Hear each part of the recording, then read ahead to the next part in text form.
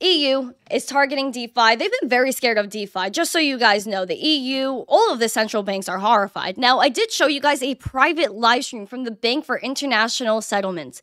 This was a private live stream, meaning that if you had the link, and only if you had the link to this live stream are you allowed to view it. I still do have the link. I will never get rid of that link. Now, all these central bankers were talking about how scared they were of DeFi because it's something that they can't control. And now they did try to say during the live stream that DeFi isn't really DeFi.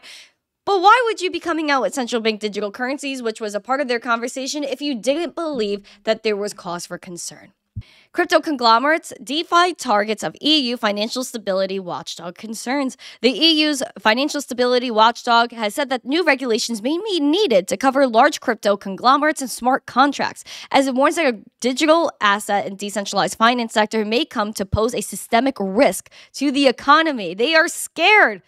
With the new markets and crypto assets regulation, MiCA, to set and take a new effect within the bloc in 2024, the European Systemic Risk Board, the ESRB, chaired by the EU Central Bank Chief Christine, warned in a Thursday report of the risks of crypto lending and staking and high leverage in digital markets. Under one policy, DeFi developers could be required to abide by specific regulations covering the design and creation of smart contracts. It floats the possibility of a mandatory code audit, pharmaceutical-style intellectual property restrictions, and the rules for oracles that transmit real-world data to automated software.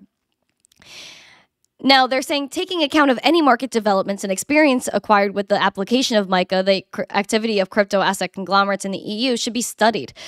While the past year has been turbulent for crypto assets and DeFi, systemic implications have not materialized, the report said, adding that exponential growth dynamics could mean future upsets and pose a major threat similar to the 2008 collapse of the Lehman Brothers. This is to FUD to the top degree. Again, under the policy option, it said that DeFi developers might be required to abide by specific regulations covering the design and creation of smart contracts. What they want to do is they want to know every single thing you are doing with the smart contract. And if you guys remember, they are also trying to implement a kill switch. This is something we've been knowing about for a while on this show. We've been covering it. They want to be able for, if you wanted to create a smart contract and you wanted to be not decentralized and tried to get approval for it, you might have to include a kill switch. So if they do not like what your DApp or what your smart contract does, they want to have the opportunity for you to flip the switch and shut it off.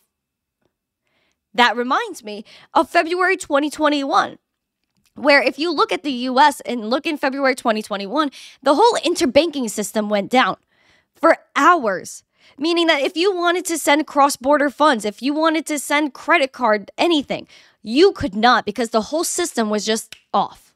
Just like the flip of a switch, which sounds like what they want to do in the EU with smart contracts. They want to try to control everything. And why do they want to control everything? Because they need to have control. They will lose control if they do not have control over digital money. Let me remind you of what the ECB president said, the same person who was talking about the systemic risks of crypto lending, staking, and high leverage in digital asset markets, as along with keeping custody of your own funds. Let her explain herself why she doesn't want DeFi, why she doesn't want Bitcoin, and why she wants CBDCs along with control in this market. Where do we stand? We central bankers, we have been operating as a monetary anchor in relation to the commercial banks and the private money.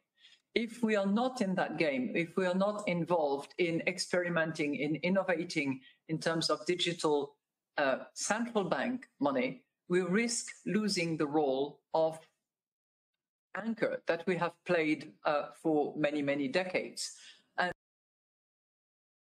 And we have historical examples of period where the central bank monetary anchor was not there, and that precipitated crisis after crisis. That certainly was the case at the time of the free banking in the 19th century. Do we want to go back to those days? Probably not. I would say certainly not from our vantage point, as a result of which we have to respond to the demand for those digital payments in order to maintain the role of anchor that we have been playing regularly. Why don't they want Bitcoin? because they want to be the anchor of the monetary system that they have been for decades. They want to keep their hats on their head. They want to keep their seatbelt buckled because they are scared of DeFi. They are scared of cryptocurrency because they can't control it. They can't control it. So I just let her say it for you and let you guys know that Bitcoin is the answer to all of this. Crypto is the answer to freedom. They can't control every single person that transacts with Bitcoin. They can't because Bitcoin's global. They're not going to go to every single person in every single country that's running a miner, running a node, transacting on the network and tell them they can't do it. It's impossible. Bitcoin cryptocurrency is already too big to stop. Even if they wanted to try to 51% attack the Bitcoin network, it's just really not possible at this point. Bitcoin is not stoppable, just like the internet. And when that came out, they wanted to say, why would you use the internet? No one's going to use the internet because they knew they couldn't control how fast information was going to spread. Just how they know they can't control how fast money and value could be sent peer-to-peer with Bitcoin and crypto. They can't take your Bitcoin. You have to be your own bank.